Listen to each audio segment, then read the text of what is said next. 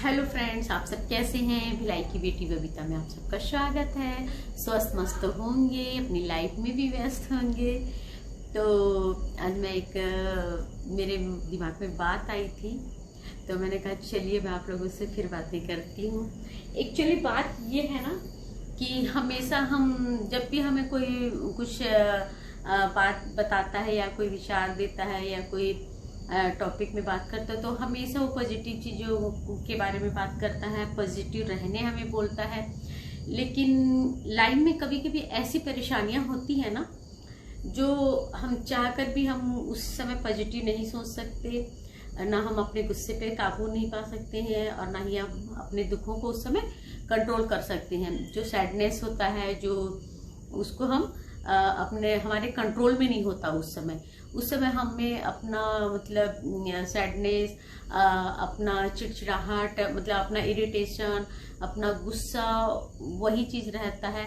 और जो सामने वाले के साथ, जिनके साथ हमारे साथ कुछ हुआ होता है, उसके प्रति हमारे मन में चिड़चिड़ापन, उसके लिए गुस्सा, ये सब एंगर हमारे मन में भरा रहता है। तो हमेशा लोग जब भी कहते हैं कि कुछ हुआ आपका झगड़ा, तो आप शांत रहिए, आप इन चीज़ों को संभाल सकते हैं। उस टाइम आप अपने मन को कंट्रोल कर लीजिए। उस समय आप गिनती गिन लीजिए 10 तक, तो आपके दिमाग से उस समय गुस्सा हट जाएगा। तो आप दूसरे तरफ अपना दिमाग को कंसंट्रेट कीजिए या दूसरी बातों में सोचो। तो ऐसा नहीं होता है। होता क्या, जब हम झगड़ रहे होते हैं या बहस कर रहे होते हैं, कोई भी बात पे हमारी बातचीत तेज आवाज में चलती रहती है, गुस्से में हम बातचीत करते रहते हैं, तो हम उस समय ना ही हमारा खुद का संतुलन होता है, कंट्रोल होता है अपने आप पे, और ना ही सामने वाले का। और हम एक दूसरे को उल्टी सीधी बातें करते हैं, चिल्ला चिल्ला के तेज आवाज में बात करते हैं, गुस्सा होते हैं, चिड़चिड़ाते हैं। ये स्वाभाविक क्रिया है और होती भी है और होना भी चाहिए। जब हम गुस्से में हो तो हमारा क्रोध में हमारी जो माइंड में जितना टेंशन होता है, जो चिड़चिड़ाहट भरी होती है, बहुत दिनों से हमारे मन में बातें जो दबे रहती है, जो कहते हैं ना कि चिंगारी लगती है तो बारूद फटता है, क्योंकि बारूद ऐसे पूरा बंधा हुआ होता है, तो इसीलिए वो ब्लास्ट होता है। तो ऐसे ही होता है कि हम काफ़ी समय तक हमारे मन में जो दबी छुपी भावनाएं होती हैं, जो गुस्सा होता है, जो दुख होता है, जो फ्रस्ट्रेशन होता है, वो गुस्से के थ्रू जब हम किसी से बात करते हैं और बहस होती है, तो उसमें वो बाहर आता है और ये एक स्वाभाविक क्रिया है।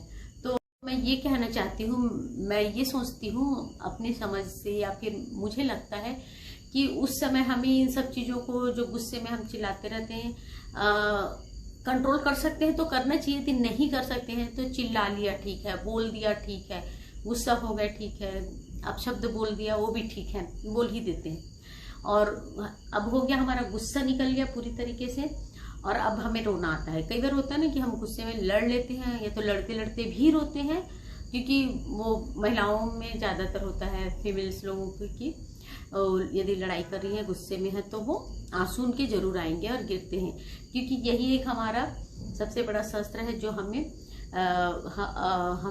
हिम्मत भी देता है। यदि हम आंसू बहा लेते हैं ना, उसके बाद हमारा मन साफ हो जाता है और हम बाकी चीज़ों को सोचने के लिए थोड़ा रिलैक्स हो जाते हैं। तो वो रोने वाली जो प्रक्रिया वो कर ही लेनी चाहिए। तो वही मैं कह रही हूँ कि जब हम झगड़ लिया और गुस्सा, जब हमारा क्रोध निकल गया, उसके बाद हमारे आंसू को हमें बहुत निकलने देना चाहिए।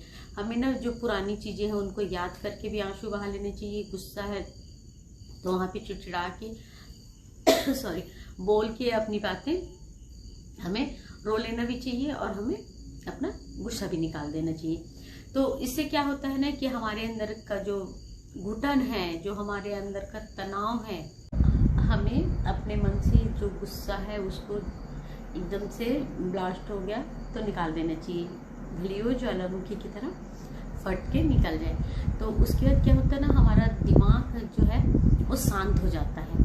और उसके बाद फिर जब हम अच्छे से रो लिए, गुस्से में हमने जितना बोलना था बोल दिया, वो सब करने के बाद आप एक शांत जगह में बैठ जाइए, आराम से एक गिलास ठंडा पानी पीजिए और लंबी सांस लीजिए शांति से। या तो आपके पास खुला जगह है तो वहाँ बैठ गए, यदि आप ऐसी जगह में रहते हैं जहाँ फ्लैट वगैरह है, तो आप जाके बालकनी में बैठ गए और आराम से बैठ के आप ये सोचिए कि हमने क्या क्या बातें की थी, हमने कहाँ से हमारे बीच ये बहस उत्पन्न हुआ था, और मैंने जितनी चीज़ें बोली वो वहाँ मैं कितनी सही थी, और मैंने कितनी गलत बातें बोली सामने वाले को, और उसने मुझे जो बोला उसमें से वो कितना सही थे और वो कितना गलत है। तो आप जब रियलाइज़ करते हैं ना कि मैंने ये जो बोला था ये मेरी गलती थी, मुझे ये सब नहीं बोलना चाहिए, मैं यहाँ गलत थी, और सामने वाला मुझे ये बोला वो वहाँ गलत थे, और नहीं वो उनकी वो पॉइंट सही था जो उन्होंने मुझे मेरे बारे में बताया था।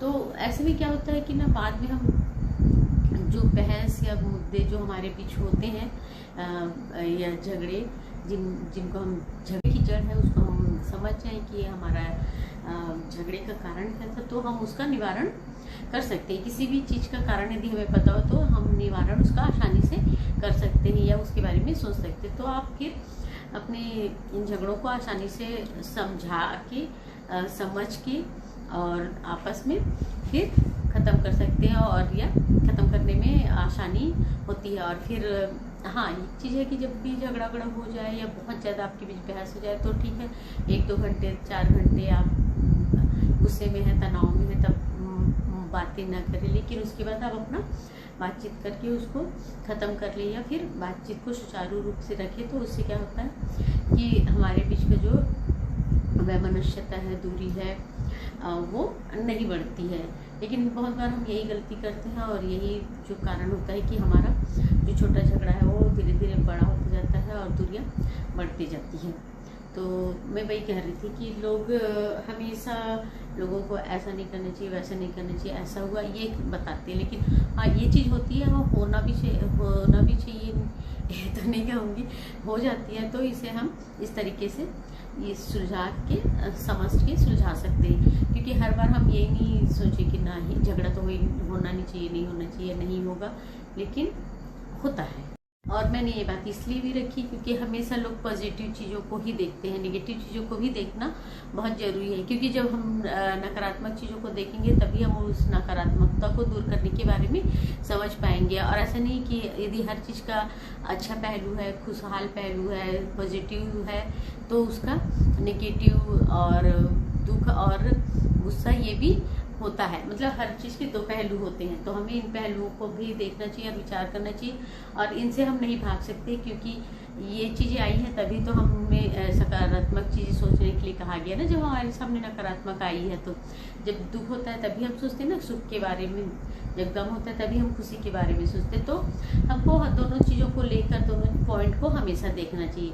तो आज का ब्लॉग मेरा इसी टॉपिक पे था और मैं यही ख़त्म करना चाहूँगी। आप लोगों को कैसा लगा, क्योंकि हमेशा हम लोगों को बस अच्छा करो, अच्छा होना चाहिए, अच्छा होता है, ऐसा होता है, ऐसा होता है, यही चीज़ का ज्ञान देते हैं, लेकिन इन चीज़ों को भी रखना बहुत ज़रूरी है कि क्यों हो रहा है, कैसे हो रहा है। तो चलिए कैसा लगा मेरा ये विचार आप लोग बताइएगा, और आपने मेरे चैनल को अभी तक सब्सक्राइब नहीं किया तो प्लीज़ सब्सक्राइब कीजिएगा। मुझे आप लोगों की सपोर्ट की बहुत ज़रूरत है। मैं चाहती हूँ कि मैं आप लोगों के पास अपनी बातें रखूँ, और मुझे एक प्लेटफॉर्म मिला और इस प्लेटफॉर्म में मैं बहुत आगे तक जाना चाहती हूँ। तो फिर मिलते हैं किसी और विचार और ब्लॉग के साथ अगले ब्लॉग में। तो तब तक के लिए नमस्कार।